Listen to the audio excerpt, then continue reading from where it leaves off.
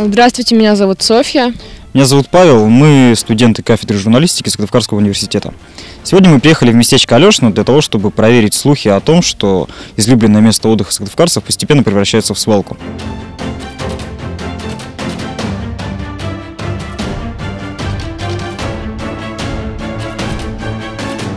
И мы увидели здесь множество фантиков, мусора, бутылок. Нашелся даже сгоревший диван, который стал пристанищем для другого мусора. Это не особо радует глаз.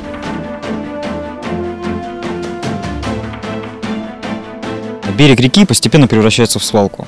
Мы задались вопросом, а что же могут сделать жители республики для того, чтобы мир вокруг стал чище? И мы решили начать с себя и собрать хотя бы один мешок мусора.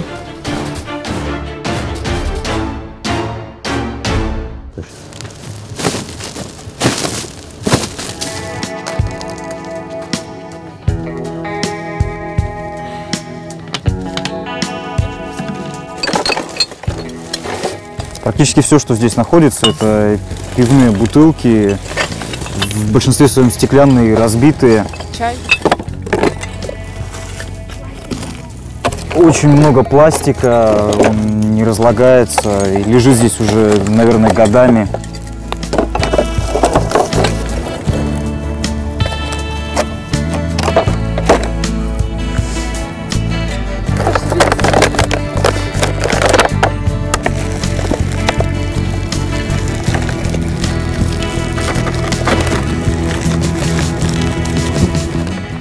Мы собрали этот мусор буквально за пару минут. Мы физически не можем больше унести. И пока мы наполняли этот мешок, нам стало интересно, кто еще и, главное, как заботится о природе в республике.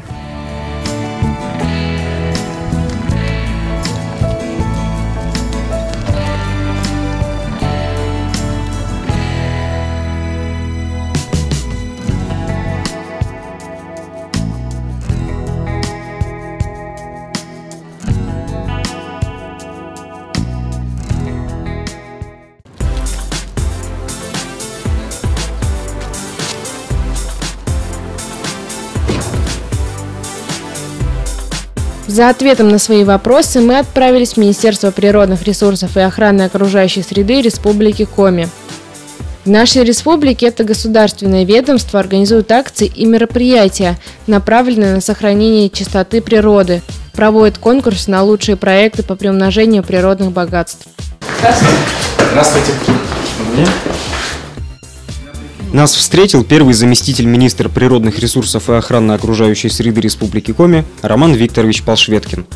Министерство, как орган исполнительной власти Республики Коми, предоставляет государственные услуги в области изучения, воспроизводства, использования и охраны природных ресурсов, объектов животного мира и охраны окружающей среды, осуществляет государственный экологический надзор.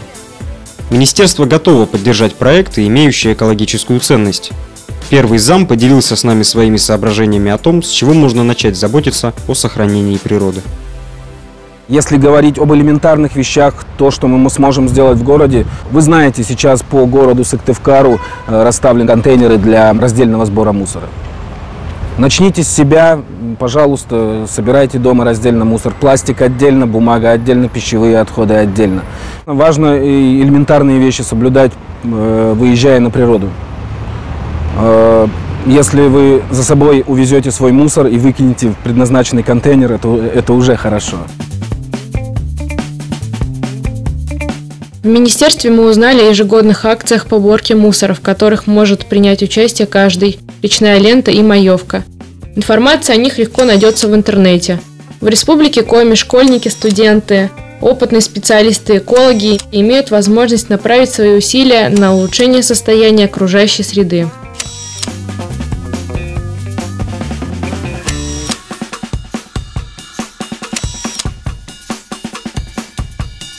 Мы решили узнать об этом поподробнее и увидеть все своими глазами. Первый объект, на который мы отправились – кедровая роща в селе Межадр.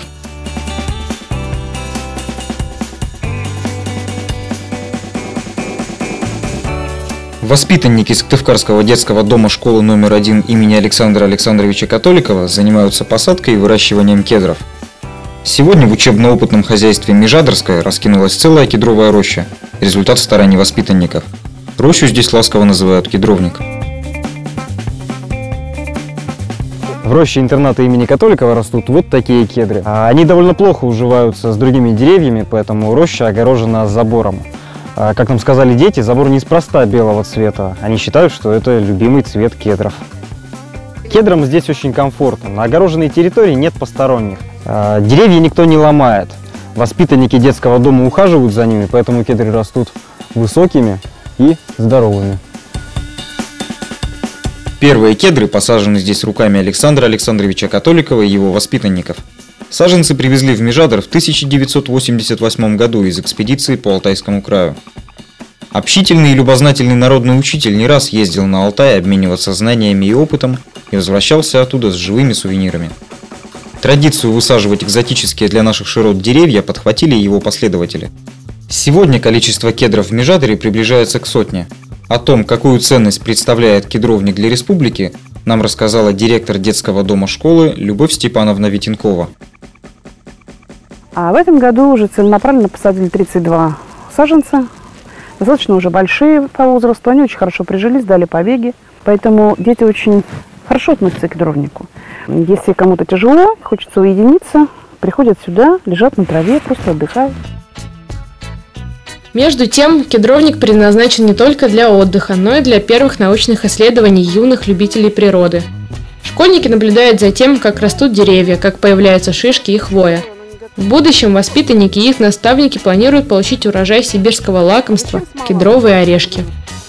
Но не только мы здесь работает и наш Сыктывкарский лесной институт, здесь работают и представители института биологии, то есть проводят свои исследования, наблюдения, работают здесь студенты, пишут дипломы. Поэтому это то место, которое работает не только на нас, но и на республику. Хвойные питомцы, несмотря на научный интерес, все же остаются питомцами, а значит требуют ухода и внимания. Работы в кедровнике хватает всем – прополка, выкашивание травы, уборка увядших и прошлогодних листьев. И все это делают дети.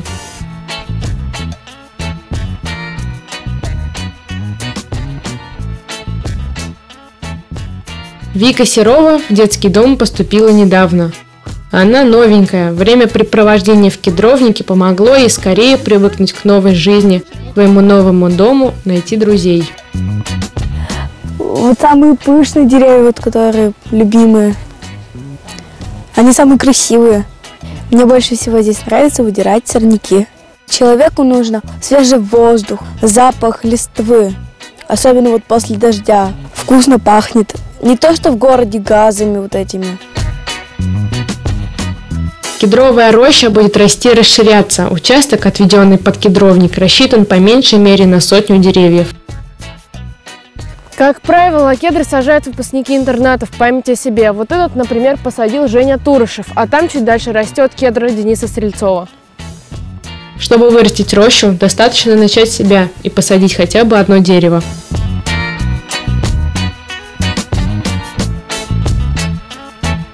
Интересно, будет ли у выпускников школ возможность продолжить заботиться о природе? Одним из победителей конкурса на лучший проект по развитию особо охраняемых природных территорий стал проект проведения образовательного семинара экологической направленности в селе Семуково Усть-Илымского района. В семинаре приняли участие юные экологи и студенты вузовских факультетов, связанных с изучением экологии. Ребята учились писать проекты, которые в будущем можно было бы реализовать без помощи взрослых. Почему бы не узнать подробности? А заодно можно отдохнуть у одного из самых живописных лесных озер республики – озера Йовты.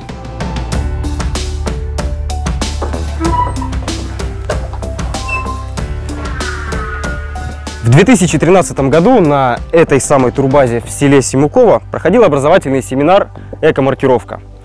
В списке задач семинара – развитие экотуризма в регионе, создание инфраструктуры особо охраняемых природных территорий, но главной задачей была инициатива местных молодых экологов. Это сохранение озера Йовты и придание ему статуса особо охраняемой природной территории. Озеро Йовты расположено в 10 километрах от Семукова. Сюда приходят на отдых жители Усть-Илымского района. Сюда пришли и мы вместе с автором проекта «Эко-маркировка» журналистом Ниной Новиковой. Она и рассказала нам подробности об одной из лучших общественных молодежных экологических инициатив 2013 года. Мы собрались неподалеку от озера Йовты на туристической базе «Незабудка». Место было выбрано не зря, потому что озеро Йовты, оно является уникальным в своей природе.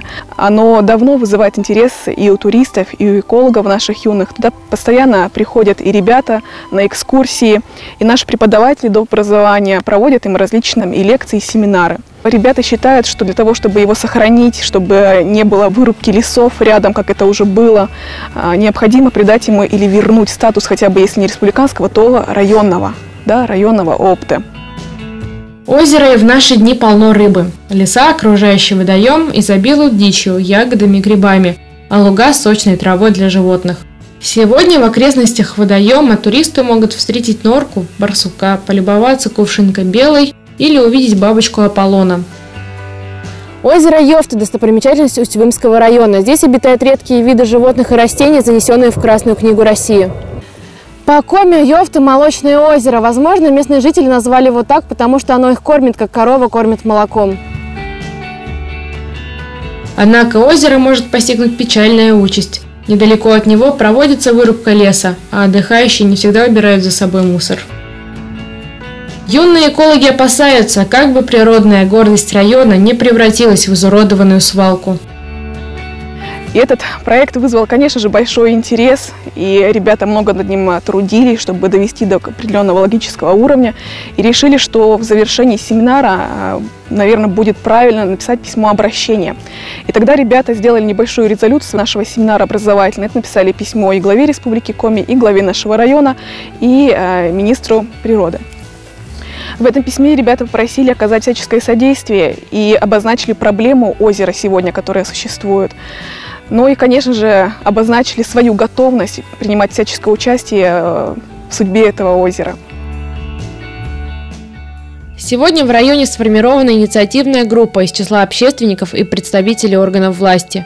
Следующим важным шагом в реализации проекта станет обобщение проведенных исследований флоры и фауны озера.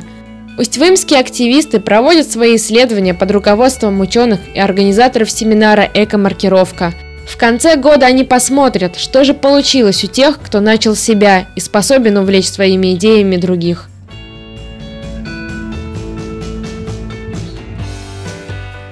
А мы отправляемся дальше, в поселок Жешарт.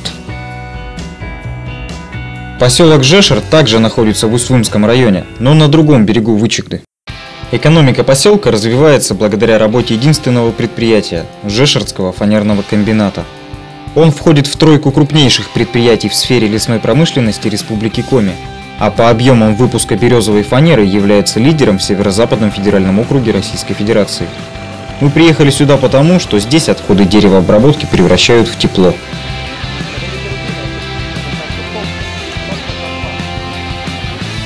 Комбинат выпускает обширный ассортимент продукции, включая фанеру и древесно-волокнистые плиты. Выпуск плит может создавать экологические проблемы.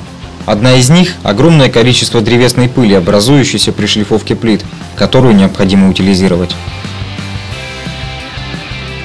Эти плиты используются для производства мебели и имеют спрос не только в России, но и в Европе.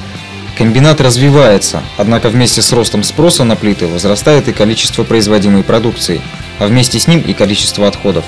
Разумеется, дышать этой пылью невозможно.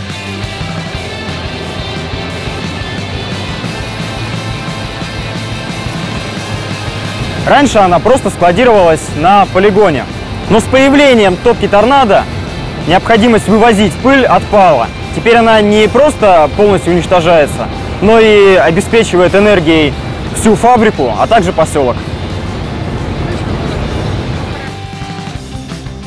Как рассказал нам главный энергетик комбината Алексей Кирсанов, вихревая топка торнадо – техническое новшество. Она работает на основе технологии вихревого сжигания отходов и применима практически для любого вида топлива. По трубам пыль поступает в бункер для отходов котельного цеха, а оттуда в топку торнадо, где и происходит сжигание пыли. Мы обратились в Барнаульское НПО, научно-производственное объединение, которые нам разработали проект для сжигания шлифовальной пыли в котле бийского производства. Там пыль сжигается в горящем вихре, при этом образуется 10 тонн пары в час, который подается на отопление поселка, а также для технологий производства фанеры. Это наварочные бассейны для нагрева воды, а также для прессов, которые прессуют фанеру. Из чего этот вихрь появляется? Вихрь создается благодаря вентиляторам, наддув.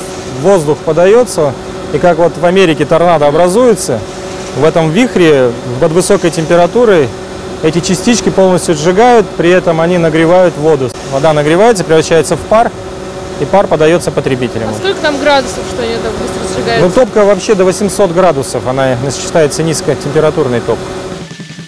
Не каждому доводится своими глазами увидеть торнадо, но для нас сделали исключение. Сейчас мы поднимаемся в котельный цех, в котором сжигаются древесные отходы. Он же отапливает весь поселок.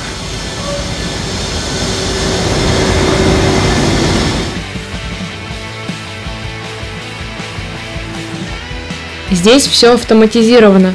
За работой котельной следит только один оператор. Нам разрешили заглянуть в эту самую топку. Отсюда тепло поступает в поселок для обогрева жилья. Одно из достоинств топки – низкие выбросы углекислого газа, золы, шлака в атмосферу. Это важно при установке котлов в населенных пунктах. И главная цель была – это уменьшение объемов отходов, вывозимых на свалку. И я считаю, что этой цель мы добились. Вот обратите внимание, это дымовая труба. Здесь две трубы, одна высотой 60 метров, другая 40. И через нее выходят дымовые газы. И, как видите, дымовые газы практически чистые. То есть в котлах идет полное сжигание. Если бы было не полное сжигание, шла бы копоть, сажа. А сейчас дымовые газы достаточно очищенные. То есть мы не наносим никакого вреда окружающей среде. Большое предприятие несет большую ответственность за охрану окружающей среды. Это нам доказали на Жешердском фанерном комбинате.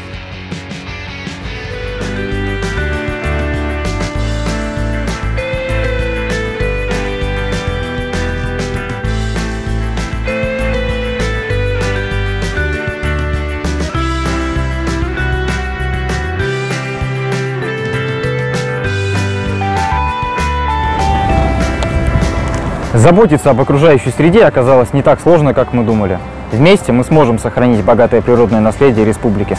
Для этого нужно всего лишь начать с себя.